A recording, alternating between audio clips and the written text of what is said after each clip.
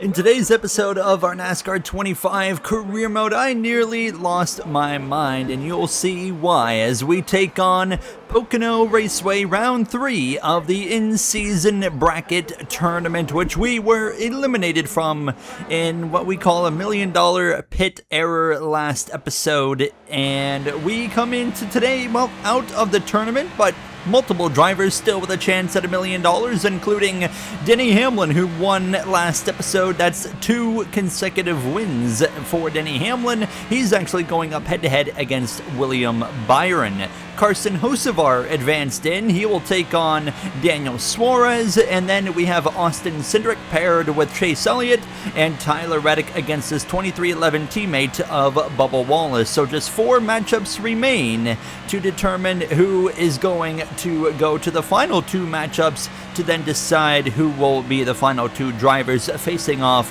for $1 million in just a few races time, with a couple of wild card races coming up here, which is really going to spice things up. Following Pocono, we have a super speedway in Atlanta. Then we have 2 back-to-back road courses to settle the score. It is going to be pretty exciting as well. So as we come through though here into Pocono, as for myself in this number 85 Grillo's Pickles Toyota Camry, I was feeling pretty comfortable and confident in the speed of the car, although we were dead last in practice. William Byron at the top of the board here from the tricky triangle there, as you see the rest of the top 10 with up front as well. It's a lot of Hendrick Motorsports representation. Kyle Larson, Chase Elliott as well, but Alex Bowman outside of the top 10 as we were ready to come through into some qualifying action now, fresh off of some very big ups and downs here in the last 3 races. We're looking to get more on the positive note here today in Pocono, and that starts with a competitive qualifying effort as we downshift into 4th gear. Now, we are still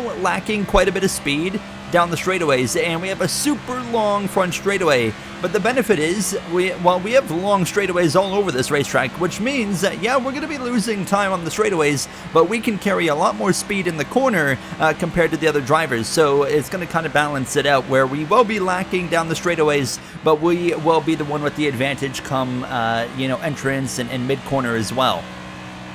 And as we exit the 3rd turn down the front straightaway, sponsor goal as usual, top 25. I really surprised myself right there and went P19. Didn't see that coming because I didn't really feel like that lap was very competitive, as Denny Hamlin would go pole position here from the tricky triangle. Now we're right there around the Legacy Motor Club drivers of Jones and Nemechek now, as you see the rest of your qualifying order. Connor Zilish, Martin Truex Jr., JJ Yaley, the bottom 3 now, as that takes us into the action on Sunday afternoon here from Pocono in Pennsylvania, as we are really hitting the kind of the meaty part of the season. It's that mid-season push to the playoffs now, and I mean, we have got about 10 races left in the regular season, and we got some wild tracks on the way. We've already talked about the next 3 races to follow Pocono, a super speedway and 2 road courses. I think we could see a lot of things really change as we are ready to go racing. The green flag is about to fly. Denny Hamlin will lead the field to the green flag as he is on a quest for 3 in a row. Hamlin leads the field to green here from Pocono now. It's only going to be 7 laps of racing here on this first and opening stage. Very quick now. We can make it to the end of stage 1 without any issues on fuel. Stage 2 and stage 3, however, a very different scenario, which we will address when we get there. Now, as we follow Eric Jones down through turn number 1, now going to peek to the left rear as you're going to see that straight line speed disadvantage that we have immediately kick in. So the tunnel turn, we probably can't do full throttle in on a restart because we're, have all these cars around us and we have some draft. But as the run goes on and things start to spread out, we should be able to go full throttle through here. I had to lift right there just to make sure I wasn't going to just go straight into the wall. I did make some adjustments pre-race as well. I have loosened the car up a little bit, so this time I was really confident that I needed to loosen up the car now, as we've got 3 wide in front of us now. Legacy Motor Club versus Preside, trying to go 4 wide, but the momentum stalls out, so we get back in line.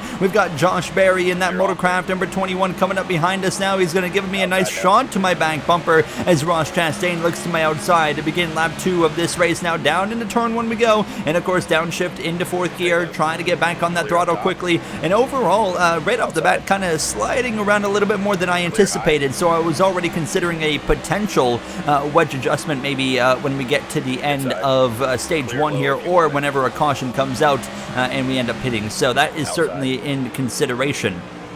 You can see right here, I mean, just how much speed we're able to carry right there through turn 3 specifically. We're able to carry a lot more speed through every corner on the track, but especially in turn 3 now. Just 5 laps to go in stage 1, and we've got help from Zane Smith. Now Chastain, though, is going to get alongside into the first corner. Now Daniel Suarez, his teammate there just behind him, as now we're going to be in a fight with a Trackhouse driver. Now Chastain, of course, in that bubble situation in the playoffs right now, and same for, you know, Brad Keselowski and Alex Bowman. But Bowman, he, of course, has had a bit of a downfall lately in the 48. He's in the playoffs, but he's given up a lot of points because he has crashed like 3 races of the last like 4, it feels like. So I'm sure today he's just hoping for a competitive run to avoid that happening one more time now, as we are able to pass John Hunter Nemechek. But as we get back in line behind the 60, here comes Nemechek with a big run down this front straightaway, and he's going to easily clear me by turn 1. So we've dropped back down to the 21st position. 2 to go at this point here in stage 1, and a very calm stage 1 so far, and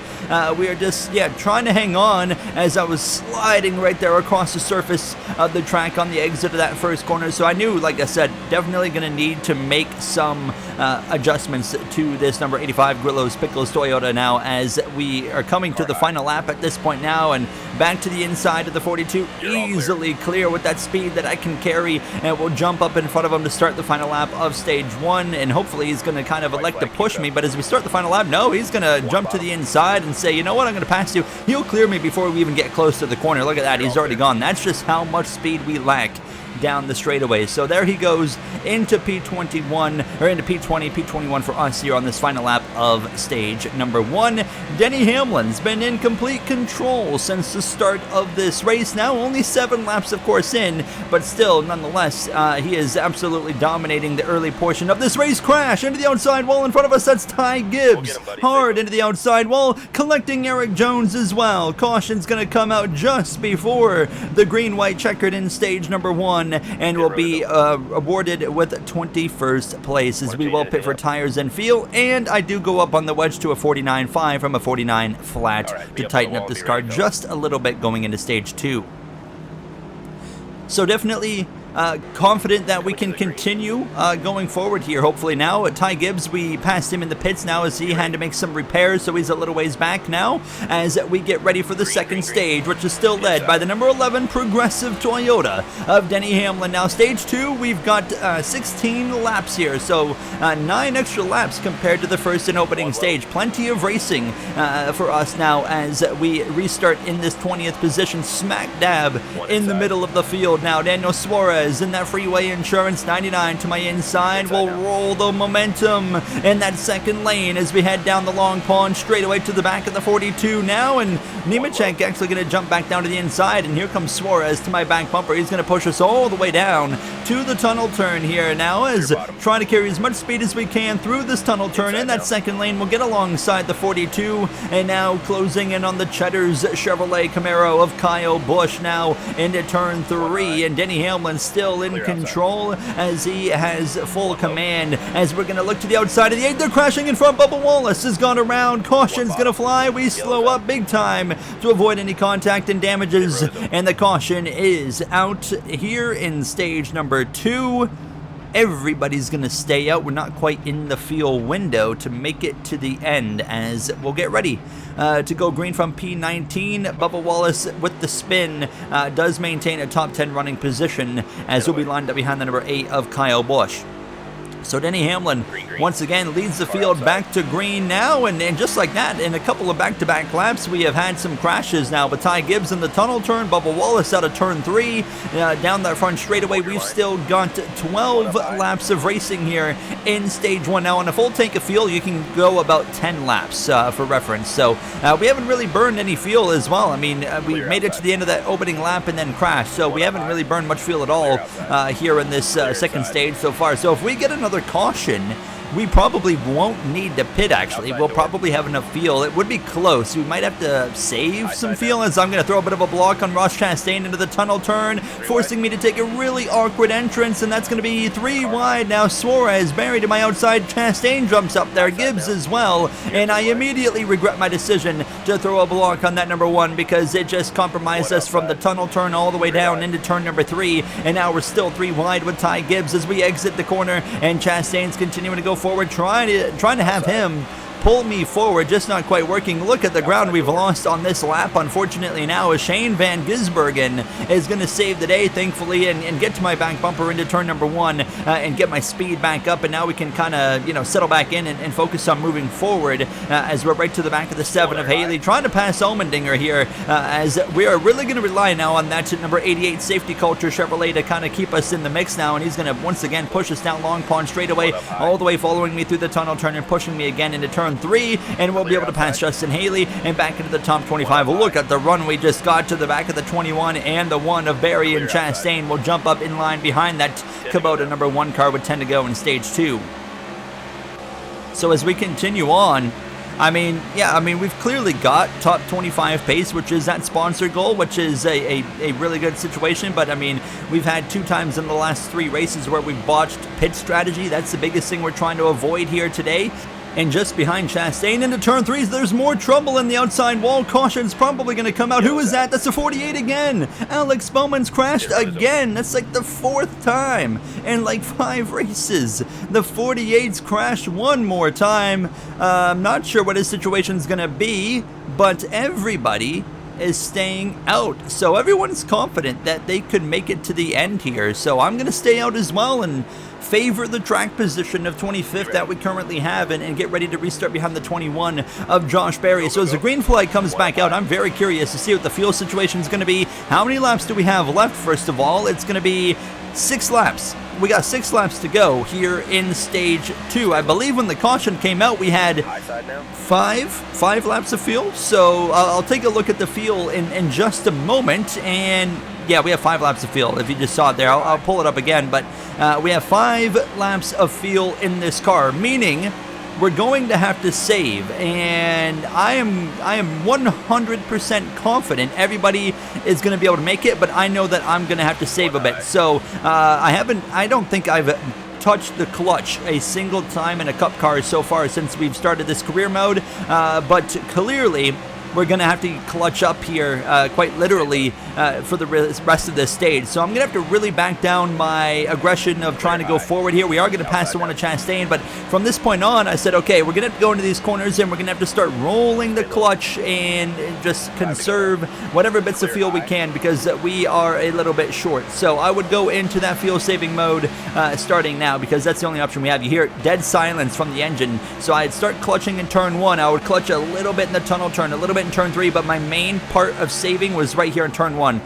Complete silence from the engine, get back on the RPMs right there, and this was working. It was saving fuel. The question is it going to be enough to get us to the end of this second stage without running out of fuel and having to come into the pits? It's going to be close, but each and every single lap right here to the end of the stage, we're going to be, as you can see, rolling the clutch again into the tunnel turn and getting back on the throttle about midway through, and we are going to give up time, of course, now, but SVG's doing a really good job kind of keeping me in the game now, and into turn 3 again, hard on the clutch, let it roll, and we'll get back up on the RPMs mid-corner and push on the exit there. So I'm just trying to make sure I save some fuel, but also not give up too much time in the process now, as we're not actually that short now. We just went down to 2 laps of fuel left, so it's going to be close, as now SVG says, I'm leaving you, and here comes Michael McDowell to kind of save the day now as we continue to just clutch it up into turn 1, still now back up to the RPMs. And my crew chief was recommending me to come in right now and say, hey, take 4 tires and fuel with 2 laps to go, and I was saying, I don't want to risk even going a lap down. I don't think I would lose a lap if I pitted, but I don't want to risk it, and I don't really want to be off strategy given our current situation. So I am keeping the menu up just in case, but I would eventually decide, you know what, I think we're good to the end here of stage 2, and as we get closer and closer to the final lap here of this second stage, now we've got a battle with a SVG. We've got help from the 34 of Todd Gilliland. We got 1 lap of fuel left. Now, when it hits 0 laps of fuel, you can usually get 3/4 to a full lap out of the tank after that. So that was what I was keeping in the back of my mind, because it's still at 1 lap of fuel. So I know at this point we've probably saved enough to get there, and it's still at the final lap, still at 1 lap of fuel. So now I know we should be good. It's going to be super close. So 3 wide behind us, waiting to see when it drops to 0. Right there, out of turn 1, it drops to 0 laps of fuel. So we should be okay to make it to the end of the stage now, as AJ Allmendinger to my inside, SVG as well. Here comes the 34 Todd Gilliland.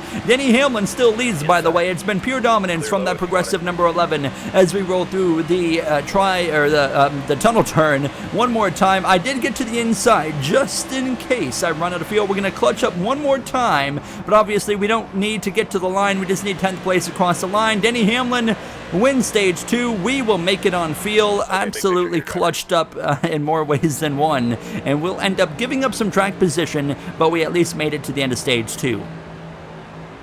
So going into stage 3, obviously we're going to take tires, we're going to take fuel, and hope that in stage 3 we don't have any more awkward cautions like that, because yeah, I wanted to race, but you know, if I was trying to race, we would have ran out of fuel, and yeah, I was, you know, in fuel save mode there. So as we get ready to go green for stage 3, we'll line up behind the Safety Culture Chevrolet of Shane Van Gisbergen, and you got AJ Allmendinger to my inside now, as Denny Hamlin will lead the field back to green flag. Racing here in the 3rd and final stage is underway. He has been absolutely racking up the playoff points for that Joe Gibbs number 11 team, and he looks to do so even further here today. Already 2 playoff points to Hamlin's name today. He could add another 5 to bring that tally to 7 if he could get his 3rd consecutive win, which would be his 4th win on the season. Now as we get to the outside of the 16 of Allmendinger out of turn 1, now it's time to get aggressive again. We're here to race now, as the whole fuel mileage situation that we just dealt with in the last part of stage 2, well, that's over with. We can now, you know, do what we got to do to gain the track position that we need, as we're side by side with Allmendinger through the tunnel turn right to the back of Van Gisbergen, and give him a nice shove down towards turn 3. He might take that momentum to the inside of the 7. We should get a huge run right here that we could carry to the outside of the 7 of Haley. Gonna be really close. We come together. Haley crashes down the front straightaway. Caution's gonna come out here in stage number 3 off the front bumper of myself, and similar to what we had, you know, just recently in Nashville, where you get to the outside of someone and they just don't recognize that you're there, and unfortunately it happens here in Pocono. That was a bit of a late move of myself, so yeah, I would feel like that one was more to blame compared to Nashville. Obviously, not what I wanted to do, so yeah, apologies to the 7 team of Justin Haley as we retake the green flag, and we got 13 laps to go here from Pocono. Denny Hamlin continues to control the pace now, as he has led every single lap of this race so far, but I mean, that could change here in these closing laps of racing. Now, we still have to pit. We cannot make it to the end of this race on fuel, so that is going to be the curveball that could be thrown at everybody now, as we're to the inside of the 3 of Austin Dillon. That's going to be very short-lived. Here comes Gregson and McDowell just behind us as we head down Long Pond towards the tunnel turn. Give a nice shove to us. McDowell does right there, as we're able to roll that speed through the tunnel turn, and still can't quite clear the 4 car though of Noah Gregson, but we know we're going to be able to do that right here upcoming in turn number 3 now, as actually, look at this, the 3, the 16, they all go way up the racetrack. Shane Van Gisbergen as well, and I'm going to get 3 of them in one corner. So back up into the top 25 where our sponsor goal is, and now SVG is going to give me a big push to the back of the 43 of Eric Jones, and quite didn't know what I wanted to do right there, but we end up going to the outside now on the run into turn number 1 and carrying upwards of 190 miles per hour. Brad Keselowski crashes in turn 1 all on his own. Cautions out again, and this brings up a situation just like stage 2. This is going to put us right on the fuel window. Everybody is going to elect to stay on the racetrack. No track position change. We'll line up behind the 43 of Eric Jones, and now, like I said, we got the same situation going on as we retake the green flag. We got 7 laps of fuel. How many laps are left in the race? 9 laps of racing to go, and you saw right there at the end my fuel dipped down to 6 laps. So here's the thing, in stage 2 we had to save basically barely a full lap of fuel.